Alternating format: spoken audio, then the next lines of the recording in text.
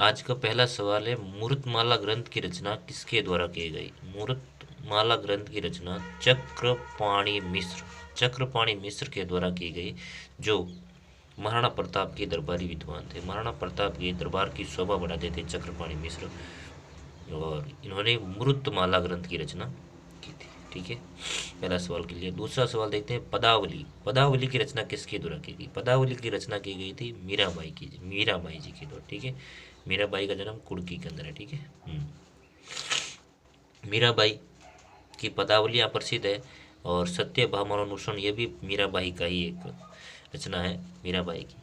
और अगला सवाल है, एक ऑप्शन चार विद्वान हैं, पसायत, बिट्टू मेहा, पृथ्वीराज राठौड़ और जयमल, इनमें से कौन चारण साहित्यकार नहीं? बताना है। पसायत, बिट्टू मेहा, पृथ्वीराज राठौड़ और जयमल में से चारण साहित्यकार नहीं है, इसका उत्तर क्या होगा?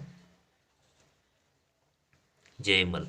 ठीक है, जयमल है वो चारण साहित्यकार नहीं है, बाकी तीनों चारण साहित्यकार है। पसायत है, बिट्टू मेहा है, पृथ्वीराज राठौड़ है। ठीक है, अगला सवाल है, किन दो क्षेत्रों के विलय के साथ राजस्थान का एकीकरण पूर्ण हुआ? राजस्थान का एकीकरण पूर्ण हुआ 1 नवंबर 1956 को।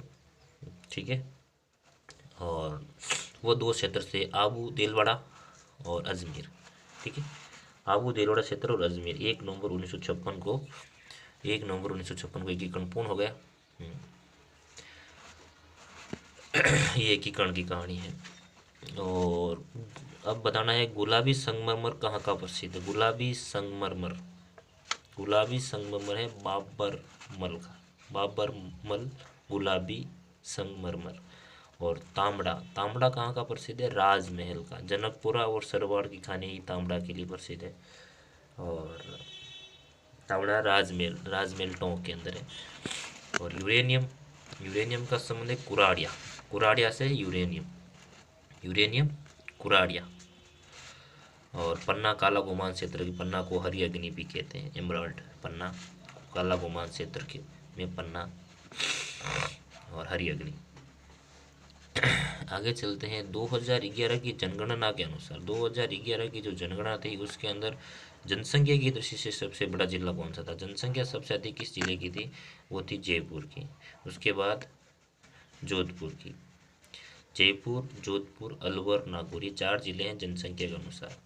ठीक है, 2011 की जनगणना के अनुसार सबसे अधिक जनसंख्या जयपुर की, उसके बाद जोधपुर की, अलवर की, नागौर की। ठीक है, अवरोही क्रम है, घटता हुआ क्रम। और चौधरी कुंभाराम नहर से लाभान्वित जिले कौन कौन से हैं? चौधरी कुंभाराम नहर से लाभान्वित जिले हनुमानगढ़ और झुंझुनू। ठीक है, और मालपुरा करौली का मैदान किस क्षेत्र का भाग है? तो ये बनास बेसिन का भाग है, बनास बेसिन का भाग है मालपुरा करौली। और ऐसा कौन सा जिला जिससे यूपी और एमपी दोनों की सीमा लगते हैं? यूपी और एमपी दोनों को टच करने वाला जिला है धौलपुर। यूपी और एमपी दोनों को टच करता है धौलपुर। ठीक है, धौलपुर प्रजामंडल की स्थापना 1936 में हुई थी, कृष्णदत्त पालीवाल थे। ठीक है, और एक लास्ट सवाल है, आज का लास्ट सवाल है, आंतरिक अफवाह क्षेत्र के लिए कौन सा क्षेत्र प्रसिद्ध है? आंतरिक अफवाह के लिए प्रसिद्ध है शेखावाटी प्रदेश आंतरिक अफवाह क्षेत्र। ठीक है, ये आज के 10 सवाल है। जय श्री कृष्णा, जय